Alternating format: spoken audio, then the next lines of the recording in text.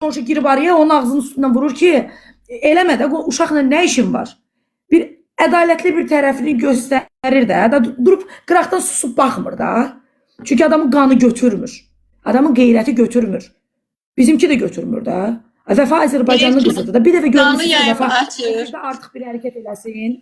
Deyir Dəniz etməyəcəm, kimi müdafiə edəcəm ki? canlı yayım açır, deyir Dəniz cəza çəkmə müəssisəsində tualet yuyub, Dəniz valik olub, Dənizi orada çətin şəraitdə saxlayıblar. Mən dəhşətə gəlirəm. Mən adımı qurban verən qız olsaydım, mən tutulmazdım. Hansı kişilər mənə təklif verdi ki, qoymayaq, siz tutulasınız.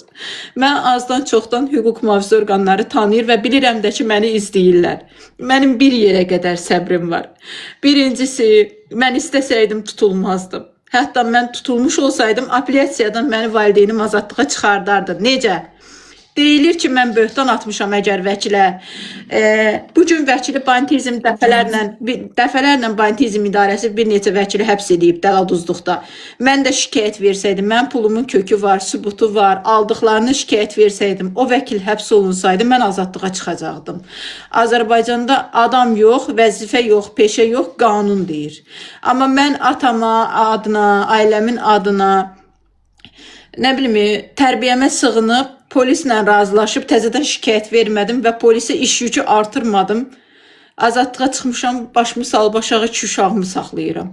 Amma mənə deyirlərsə ki, Dəniz şantaj edib, kişilərin şəklini çəkib tutulub. Mənə böhtan atarlarsa, mən bugün Azərbaycan polisindən kömək istəyirəm. Mənim 2 uşağım var, mənim oğlum deyir ki, ya mama sən tutul. Bu sosial şəbəkəyə bir dəfəlik son qoysun. Biz bilək ki, anamızın cəzası nədir, onunla da qutaracaq da. Yəni, bu söz-söhbət bitəcək. Ya da ki, mən özümü öldürəcəm. Niyə Afətin oğlu Almaniyada rahat yaşayacaq? Afətin itirəcəyi heç nə yoxdur. Mənim uşağım Azərbaycanda yaşayır. Mənim uşağımın gələcəyi var. Yaxşı təhsil alır. Səhhəti xəstədir. Biz ya bu çıxaq məsələləri televiziyadan danışaq, ya ümumi sosial şəbəkədən danışaq. Bütün vətəndaşlar mənim məhkumluğumu bilsin. Mən adımı təmizləyim, sakit qalım. Ya da mən çox xahiş edirəm Azərbaycan polisindən. Əgər mən yüngül bir maddə ilə həbs olunmuşamsa, bizim ailə sirlərimizi sosial şəbəkədə yayan şəxsin 158-ci maddə ilə həbsi var. 148-1 ilə Azərbaycan polisi baş prokurorluq cinayət işi başlaya bilər. Bu qadına son verin, gətirin Azərbaycana. Ya bunu psixi dispanserdən müayinə eləyin. Pol gətirəcək onu. Bəli. Psixi dispanserdən keçsin, məlum olsun bütün vətəndaşlara ki, bu xəstədir, biz də rahat olaq. Vətəndaşlar onun açdığı canlı yayımda izləməsinlər, bilsinlər dəli danışır. Ya da ki, cinayət təməli varsa, həbs olunsun, məndən artıq kişinin qızı deyil, məndən artıq nəslin qızı deyil, məndən artıq ana, məndən artıq yaxşı qadın deyil. Mən necə cəzamı çəkmişəm, bugün mən onun üçün türməşkəm. O da mənim, bu ailəmə, bu nüfuzuma, bu övladıma toxunub, məndən başqa 10 nəfər qadına toxunub. O da cəzasını çəksin, biz də vətəndaş olaraq rahat olaq ki, ədalət var və hamı üçündür bu. Hamı üçündür, tək Dəniz Əsədova üçündür. Mən ləkələnirəmsə, mən susuramsa, mən polisə hörmət əlaməti olaraq verdiyim şikayəti təkrar dalınca gedib getmirəmsə, vəkillə söhbətlərimi bağlayıramsa, bu qadın bilirsiniz mənə ilə təhdid edir. Həmin Asim Abbasovla ki, mən qoşulacam Asim Abbasovla bu işə Dənizi yenidən məhkəmədə həbs etdirəcəyəm. Birinci bundan vətəndaşlara deyirəm, məni həbs etdirən vəkil yenidən qarşı tərəfə qoşulub, vəkil olaraq onun müdafiəsini qurub mənə qarşı çıxa bilməz. Və artıq mənim olduğum məhkəmələrdə heç vaxt o vəkil bu işə qoşula bilməz, çünki o məni tutturub. Qərəzli yanlış. Sözünüzü kəsirəm. Burada çoxları yazır ki, söyür. Anamı söyür, mənə də yazırlar. Mənə də canlıda bir dəqiqə yazırlar. Lap yaxşı, qayd edin. Anamın nəslində olan güc onun nəslində yoxdur. Siz deyirsiniz ki, bu niyə tutulmur ki? Onun Rusiya vətəndaşlığı onu bir yerə qədər qoruya bilər. Bir yerə qədər. Heç ay Sevinç xanım. Zato Azərbaycan vətəndaşlığı hələ üzərindədirmi onun?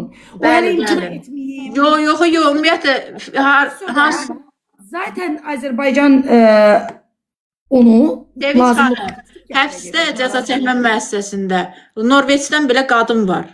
xarici vətəndaşlar var. Qanun hər kəs Azərbaycan vətəndaşına qarşı bu cinayət törədilirsə, bunun da cəzası var. İstəyir xarici dövlətin vətəndaşı ol, istəyir Azərbaycan dövlətinin vətəndaşı ol. Bu qadının qanun qarşısında məsuliyyəti var və hamı da bilir ki, mən bütün müğənnilərdən savadlı xanımam. Maddələri də bilirəm, cinayəti də təhlil eləyə bilirəm. Xahiş edirəm dövlət qurumlarından.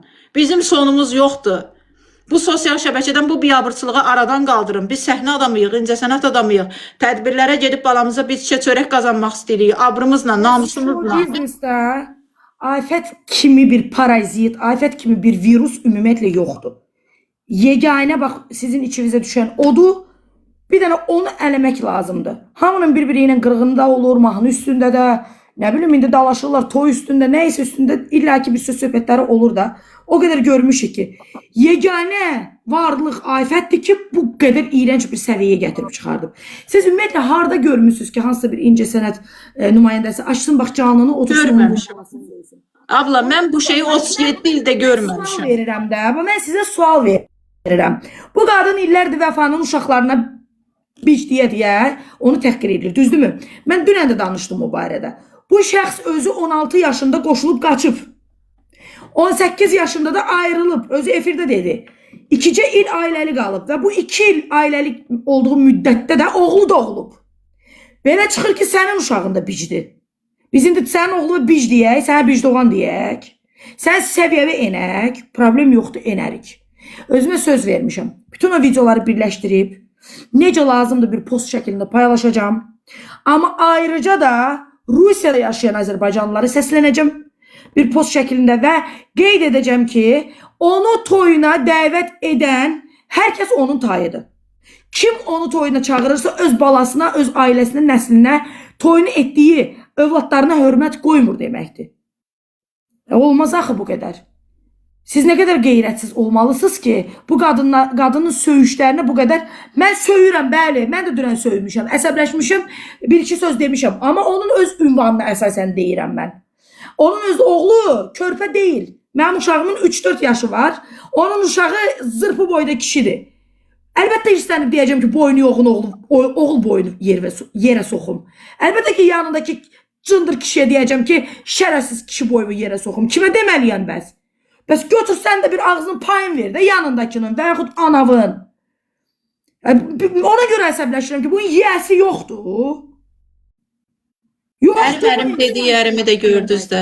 Yazdığı SMS-ləri gördünüz. Xahiş edirəm paylaşın, görsün.